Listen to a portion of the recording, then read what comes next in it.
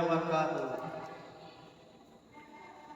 শোনো যত নারীগণ তোমাদের কথা, শুনিয়া মনের মধ্যে না লইবে ব্যথা। মেয়ে হল পরদা জাতি বলিল কোরআনে, বাড়ির বাহির হবে তোরা অতি সাবধানে।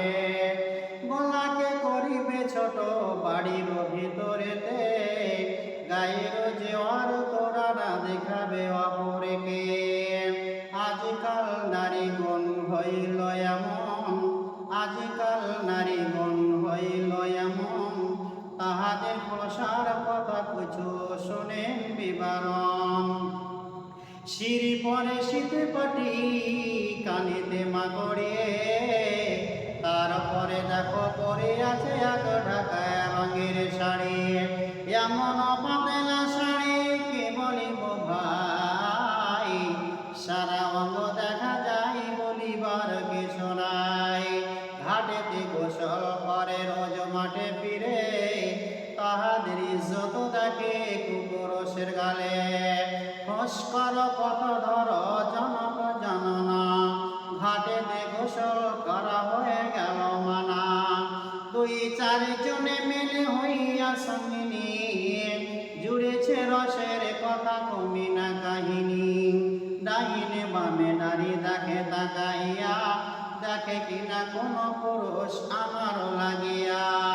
হট হট খট খট হাবড়া জুতা পাই, আধুনিক যুগের নর নারী রোড ধরে যায়।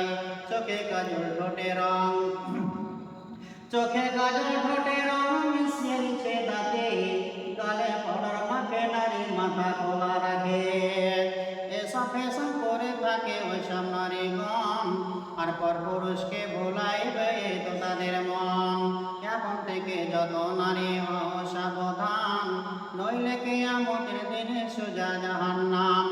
দুনিয়াতে পুরুষের যত ধন আছে, দুনিয়াতে পুরুষের যত ধন আছে, মূল্যবান ধন হলো নারী তার কাছে। কিন্তু সেই নারী বটেনি হওয়া চাই, ইহ পরকাল তার হবে সুখময়। খালি পায়ে চলা ভালো যত কষ্টকর, বিদেশেতে থাকা ভালো দুষ্ট নারী যার। কোন দেখে বিয়ে করো রূপে ভুলিও না, মহাকাল হলে তবু বাজারে বিকাই না। যেই নারী পাঞ্জে গানা নামাজ পড়িবে, রমজান মাসের রোজা কবু না ছাড়িবে। আরো নিজের ইজ্জতের রাখিবে খেয়াল, স্বামী সেবা করে যাবে বাঁচে যতকাল। তার জন্য জান্নাতের দ্বার খোলা রবে, সেটার দিয়ে ইচ্ছা বুঝি জান্নাত চলে যাবে।